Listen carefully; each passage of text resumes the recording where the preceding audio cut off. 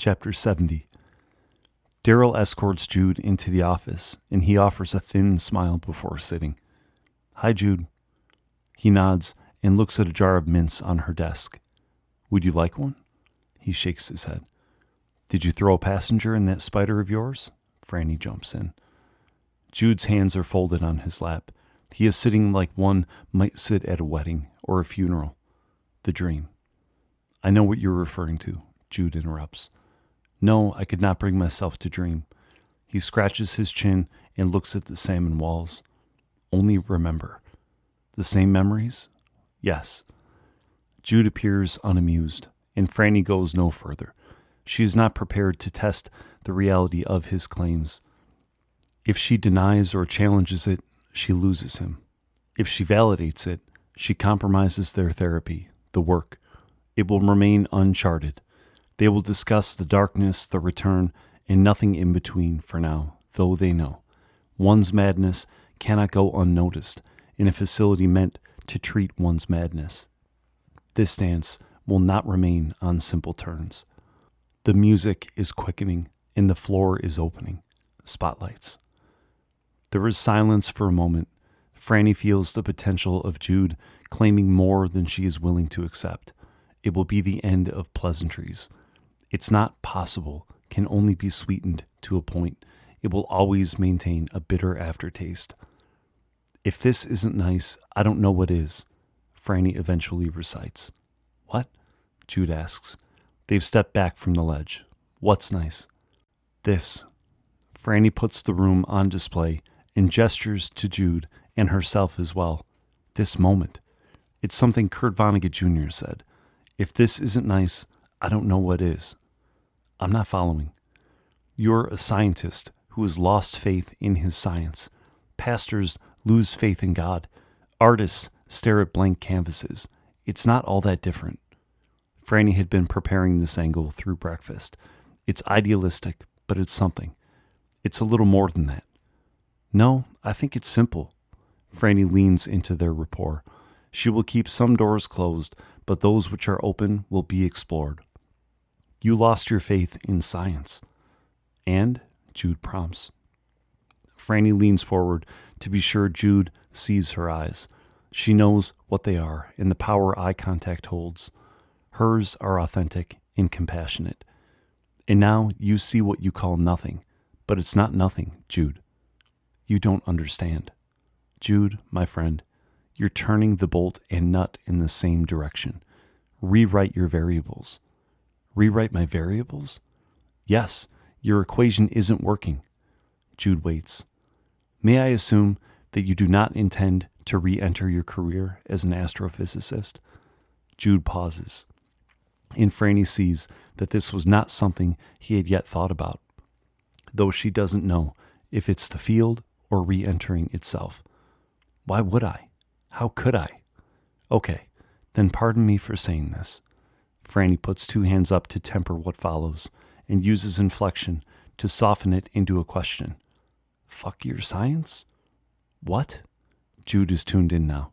"Pardon me twice then, I suppose." Franny puts her hands down. "I said fuck your science." Jude is smiling now. "I'm not suggesting you re-examine or reinterpret the scientific understanding you no longer have faith in." Jude's smile persists. "Have you ever seen the movie Tommy Boy?" He has. "You're in the wrong state. Get yourself a new map," she recites. They joke briefly about the scene, the door, the oil can. Franny continues. "Burn the chalkboards. Throw out the whiteboards. You're done with science, and yet you're letting that divorce determine your next relationship." They've entered a new arena. She is talking to Jude, really talking. This is something. Franny sits back and sips the cup of tea most responsible for the aroma in the room. She sees him looking. "It's chai. Smells nice." "It is," Franny agrees. "Do you know what I think when I sip tea?" "What?" "If this isn't nice, I don't know what is." She holds the mug with both hands as if it's warming her through her palms. Franny continues. "And do you know how much tea affects my understanding of the world? Do you know how many answers I find in my tea?" "How many?" "None. None at all. but I like it. Franny takes an exaggerated sip. She would not be sarcastic or cute prior to this day, but their relationship allows this. What are you getting at, Doc? Do you know Vera comes here every Friday? Jude does. And every Friday, I tell her she will not be seen. Jude lowers his head. And do you know that today is also Friday? Yes. Okay. She sips her tea. Jude is silent. I know, Franny helps him. You don't see value in investing in things you cannot quantify, in a world you cannot understand. But I wonder. Franny knows and chooses her words wisely. I wonder, she repeats deliberately, what you might become now that a chapter has ended. Jude is silent for a moment, and Franny allows the space. Franny, he speaks. When a hungry man stares at a ceramic apple, he might see food. He holds an imaginary apple in his hand. But when that man recognizes its nature in decoration, Jude's voice softens. His mind turns and mourns, maybe worsens in its damaged faith. He doesn't bite. He doesn't eat. Okay, Franny shrugs. It's all decoration, Dr. Fitzpatrick. I can't place myself anywhere. The last words come out in a choking resonance. And what are those decorations contributing to? Other decorations. And those? Turtles all the way down, Doc. And we're back where we started, sir. Franny stands and grabs his book from the shelf. Ends and Endlessness. She places it on the table. Are you prepared to re-engage that debate? No. Then I'd consider asking yourself again. Anything that isn't real, the decorations as you call them, what are they decorating? You want me to say something else. I want you to find something else. Find it. Jude repeats quizzically, his eyes to the floor. Yes, find it. Hold it in your mind and ask yourself, if this isn't nice, I don't know what is. I reached the end, Franny, and I found that there's nothing there. The line is crossed, but she can ignore it for now. Then it's here. What? If nothing is there, then it's here. What's here? Something. Chapter 71. It's brisk in the waiting room of Rutland Hall. It's a large space, not one that can be heated well. In late winter or early spring, the heat can be disengaged entirely. Leave your coats on if you have them. Leave if you so choose. Vera scans the walls of windows and wonders at their inefficiency. It's Friday. This Friday and each previous Friday of this year, Vera waits. In each Friday of this calendar year, Vera is met by Franny at 10:15 a.m. following their morning session, and Vera is told that she will not be seen. This Friday, and each and every previous Friday, Vera drives home in functional quietude. No music, no calls. It's a long drive relative to her typical days of East Norwalk happenings. She takes it home weekly and waits for the next opportunity. Today, it's 10:12, and she looks toward the empty hallway. It's 10:15. Vera sees Franny rounding the corner with a left hand in her pocket and a pen twirling in her right. Franny embraces Vera and shakes her head upon separating. Nothing? Not nothing. But he won't see me? Not today.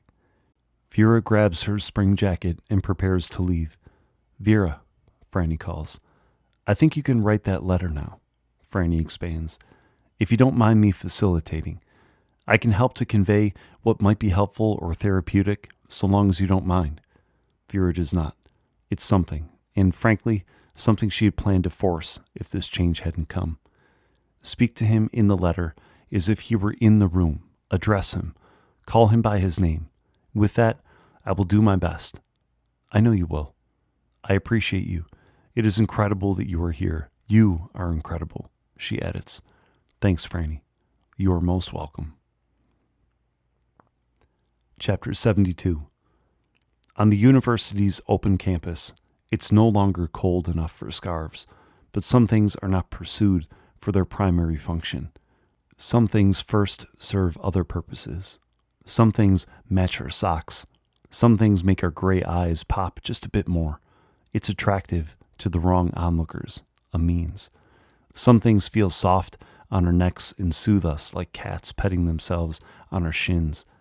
We are the spectrum of who we will be and who we once were. And every man was once a boy.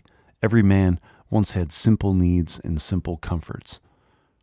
Sam sits on the university bench, the one with the insignia, at the crossroads between the Astrophysics Building and Lunch Hall, Johnson's Bay. He is under the cover of blooming trees. The rich greens are intoxicating and the air smells of life and renewal. It's picturesque, but it's not why he's here. It's not the primary function. It's not the need. He feels professorial at the crossroads. Professor Sam Jenkins, goddammit. Every few minutes, he sees a familiar student walk by and flashes a smile that makes his lips disappear. He would like to be liked, to be seen, though he is relatively new. He will smile, or speak, or dance, or smash cymbals together, or whatever it takes, whatever it takes. He belongs and he will stay, so long as he can, for as long as he needs, until the end game is within reach. This is his home, until it isn't. Or it was, at least, until it wasn't. Is it now? His thin smile fades. It isn't a dramatic retreat. It's a regression to baseline. He crosses his legs in thought. He bites another cold carrot, wipes his freshly shaved cheek unnecessarily, and switches his legs, extending both arms to either side of the bench back. This bench is his, and no other's. He has 20 minutes until his next class, until it might not be yet again. It's been 3 months of wondering, waiting for news, yet none came. Julian Thomas, in a loony bin, just 2 hours down the road. To be in a ship with no direction, that's how he feels. To be shackled to the deck, watching the wheel turn to and fro, the waves battering the ship's sides. Maybe we'll find land. Maybe Jude will just drop down from the clouds and take the helm. Still aboard, are we, Sam? He'd make some stupid comment, but then again, no, he wouldn't. He wouldn't even see Sam, would he? Sam was raised in the city. These trees are of no comfort to him. The wind whistling by is missing certain hums and bells and bangs and booms. The air is missing something too. It smells like, leaves and nothing more. It's too simple. It leaves space, and in that space a man wanders. 20 minutes is taxing to a weak man, he thinks in his father's tone. I'm not weak, he says to himself, and begins to counter-argue that weak men would not exclaim to themselves that they are not of weak men. They would affirm, yes, fuck them. I am strong, and I am here. I am here. We called and confirmed it yesterday. Holly Shanahan leans on the professor's podium in front of an empty lecture hall. Sam's class, analytical mechanics, had just left, and he, Sam, was packing his bag before Holly had entered the room with Dean Dennison, Paul. We're driving there this weekend to see for ourselves. Sam's eyes are shifting from Holly to Paul, waiting for a crack, waiting to wake up. The day had come. The sand had fallen from his palm. The video, the police report, the fucking funeral could only hold so much and for so long. Paul appears idle, waiting for his turn to speak. He is a short but imposing man, solid and sure of just who he is, and sure of the power that confidence holds. He will not be seen independent of his three-piece suit, and that is somehow in order. He is not out of place. He is never out of place. He is appropriately dressed, no matter the context, the prick. It's simple, really. And Paul limits his roles to keep it as such. He is unmarried. He has no children. He has no hobbies, or none that Sam knows of. He is the three-piece dean, nothing less, nothing more. There is silence and there is expectation. Sam is to speak. They'd been saying something about a visit in January, something about the name Sam Jenkins on a sign-in record. He died last July. Sam sounds childish and pleading. In January? It's what the dean had been waiting on, Sam supposes. I checked and saw for myself. On your own accord? Paul clarifies on his behalf. For all of our sakes, Sam soothes. I have contacts in East Norwalk and heard reports of someone claiming to be our esteemed colleague. Such distaste, and after such a loss. Sam stops packing his bag and attends more deliberately to his lie. Sam. Holly puts a palm on her cheek. Sam puts one more item, a pen, into his briefcase. Maybe that will be more natural. I saw it for myself. I had to. Dr. Thomas is truly gone, Sam says, smoothly, he might add. Do not let a madman in East Norwalk disturb your grief. Sam. Holly's eyes divert and seek the support of Mr. Dennison, standing at attention to her left. He isn't. She pauses and looks down, back up. Gone. And the fact that you didn't tell us, any of us. She gestures toward the dean. Sam cuts her off. Burden you, you mean? Sam's gray eyes are twinkling in conflict and defense. I didn't burden you? How could I? Why would I? He asks and answers. To make myself feel better in sharing some fantastic story? Sam. It seems to be all Holly can say. I wanted to protect you, but Sam pauses to show what humans might consider to be an emotional response. In light of this letter sent by the psychiatrist, let me instead tell you exactly what happened in January. He does, and focuses most keenly on the sunken eyes of this monstrous loon, the imposter. We have more questions than answers, Mr. Jenkins, Dean Dennison insists, undeterred. We understand he is back. He is not well, but he is alive. He's not well, Sam hears. He keeps his eyes elsewhere. The letter included handwriting samples and a picture, Sam. Sam's eyes widen, and the gray pupils pierce Dean Dennison. It's him, and to think he's been sitting there for months. Dean Dennison looks at Holly. There were conversations that preceded this, plans, schemes, Sam thinks. What can I do to help? He grinds through smiling teeth. Well, first and foremost, we celebrate that our friend is alive. Lines are drawn. Not everyone is included in we. Of course, of course. Sam is now a remorseful 10-year-old who might not get ice cream after dinner. And we adjust our plans to welcome a faculty member back into our ranks when he is fit to return. We, Sam hears again, along with he is unfit. We're here to inform you, Sam. Holly jumps back in. Out of respect to your position.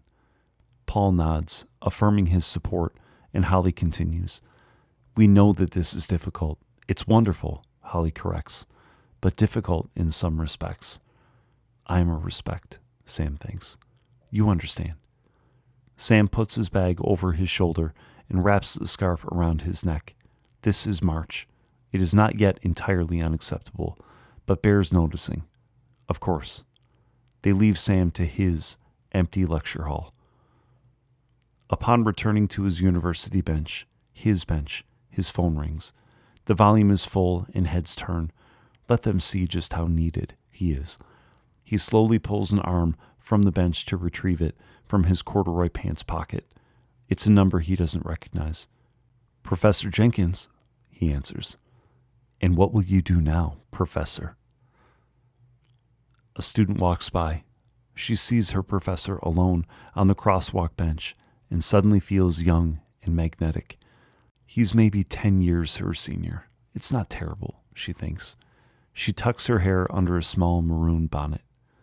Hi, Professor Jenkins. Strings pull the corners of his mouth into a smile. He hangs up the phone and gestures no further. His mind appears elsewhere now. She pauses and shuffles her feet, having expected a simple greeting or a break in eye contact. He is staring, and the fluff of amber hair on his head appears frozen, immune to the wind. Are you okay? Sam breaks his stare and grabs his bag. Of course, of course. I'll see you in class? Of course. I really enjoy your class, you know. Yes, of course. He leaves, and she plays ping pong with disappointment and relief. She watches him shuffle toward Grissom Hall. His steps are unathletic and hurried, as if catering to injured knees, as if there were a stubborn stick up his ass. She is overcome with a wave of disgust, reflecting on how she could have ever been attracted to the man. Suddenly, it seems impossible, silly, and shameful. She is sinking into the sidewalk. She pictures his gray eyes and what were fantasies just 5 minutes ago become something else. "Hey, Sheila." She turns. It's Donnie. "You falling in love with the park bench?" She laughs and tucks more hair into her bonnet. "Want to grab lunch?" She nods and unsticks her feet. Donnie, a timely switch rail to normalcy. We don't always recognize the cliffs we retreat from, the traps we avoid, the snake in the grass. She glances once more to Professor Jenkins, shuffling hurriedly in a black pea coat, and a chill washes her of her discrepancies. Chapter 73. With her own fresh copies of Jude's books, Vera is reading what she can of a theory, energy transference, the power of displacement, and concurrent entanglement, before leaving to meet Claudia and Noel for dinner. She looks past the words and sees him, staring into the blackness between the stars. She sees him sitting by her fireplace right here, not so long ago. Between sections, she flips to the back cover and sees his face in full beard, the face of a man with nothing but time, nothing but knowledge to gain. She reads, but it isn't just the words, it's the voice. It's hearing a story by a campfire. It's a familiar song. It's a voicemail from a deceased loved one. It's all of these things, but yes, it's also the words. It's a vision of what the world is, not what it could be, or what might be found, or what is and always has been. It's concrete. At Gordy's, Noel pulls Claudia's chair out for her and moves to Vera. She waves him off and smiles. Noel waits until both of his dinner partners are settled and sits. Claudia is beaming. Vera sees her smile in the veins of her neck, in the yellow polish on her fingernails, in her bright, thick lips. Her entire body responds to this man, and Vera can see that she feels pretty and attends to herself as such. It's beautiful. All of it. It's beautiful. She flashes a blushing smile to Vera as Noel attends to a napkin on his lap. Her hair is bouncing with fresh curls and her cheeks match her red lipstick. She is completely happy. Yes, complete. She is filled to the brim, and Vera is warm from her tightly pulled hair to her painted toes. Noel appears eager to speak and does. "Claudia's told me so much about your novels, Vera. I'm a bit of a book nerd myself." "Ah," she answers minimally in hopes of subject change. There will be none. "What do you enjoy most about writing?" It isn't what Vera had expected. Maybe the standard, "What do you write? What genre? Can I read it sometime?" "Oh, I don't know," she says honestly in the moment, though she knows in just a few seconds. Claudia is waiting with a quiet smile. "Well, I guess it's just creation itself." "Yes," Noel affirms. "Sorry," he reels himself back in. "I just like that answer." Vera laughs and looks to Claudia, who looks like she would eat this conversation for dinner if it could be served again. "You're an easy customer," Vera jokes. "Wait until you hear this." She pauses for dramatic effect. "I'm in the middle of creating something right now." Claudia covers her mouth in a sarcastic gasp and resets it into a strong postured gratitude. "My two authors. You guys are amazing." She throws two hitchhiker thumbs to her left and to her right, where Noel is sitting in an out-of-season, thick winter sweater. It's green and matches his eyes. Vera observes that he is handsome in a soft, safe way, though he is notably strong and athletic. He is not striking, but he is the kind of handsome that becomes more attractive in time. There is something inexplicably warm about him. She thinks it's his authenticity, and she thinks she's right. "How is the book coming along?" Vera is grateful for the attention shift. "Nothing is real but chocolate chip pancakes and lollipops. Something Freudian like that, no?" "Freud is full of shit," Noel says and pauses, caught in his unexpected transparency. "Sorry." "Don't be," Claudia chimes in. "I couldn't agree more." "Everything is real," Noel clarifies patiently. "It might just not be the real we expect. Can I take your order? Vera doesn't know how long the waitress had been standing to her left. Noel gestures to the ladies, who show looks of uncertainty. I think we'll just need a minute, thanks. It's not as crazy as it sounds. Noel re-engages, trying to put a button on it. I don't know, Noel. Vera grits her teeth and curls a lip. Claudia, have you scanned for emergency exits? Her eyes dart around the restaurant. I mean, where'd you find this guy? Shit, Claudia jokes. And now we're both in this mess. Listen, you go left, I'll go right. He can't catch us both. I'm pretty fast. Noel joins the joke. He can hear us? Vera gasps and puts a hand on Claudia's thigh. How's this? Noel offers with a thick, authentic smile, cool to the bone. Everything is real and just fine as it is. Claudia and Vera wait with eager smiles. The mood is light, and chatter in the restaurant is a comfortable white noise. It's soothing. Let's just drop it. Noel's tone turns serious. I shouldn't be talking about it anyways. It's a condition of my release from the asylum. I knew it. It gets worse. It can't. It can. Noel points to the menu. I'm going to replace my mashed potatoes with French fries. Vera laughs. What? He does this every time. He calls it filet and fries. You're getting a filet mignon with French fries? Yes, and a Coke. Okay, it's official. I'm not well. He looks up to them and raises a glass. Neither the mashed potatoes nor the fries are real, ladies. It's all an illusion. You are in so much trouble. Cheers me while I'm still around. To creation, Vera offers, and Noel expands. To creating many things, especially connections to new people in our lives. It sounds okay coming from his mouth. Vera hears it in the most fundamental human way. We are wired to connect and to create, and she believes his gratitude. Cheers. Slayante. Back at home, Vera looks out of her window to see a thawed and tempered ocean. It's dark and inviting, though she will not go to it. There's no reason to endure the sand. The view is enough. She will write tonight, though not her new novel. Tonight, she will write with pen and paper, and her creation will be for one set of eyes only. Dinner was wonderful, full of laughter, and her mood is light. Hey, Jude, don't let me down. Kidding. There's someone I'd like you to meet, if you'd be willing. I think it'd be good for you both, for what it's worth. Further, if you'd be willing to meet me again, you know where to find me. Clicking my heels 3 times. Vera.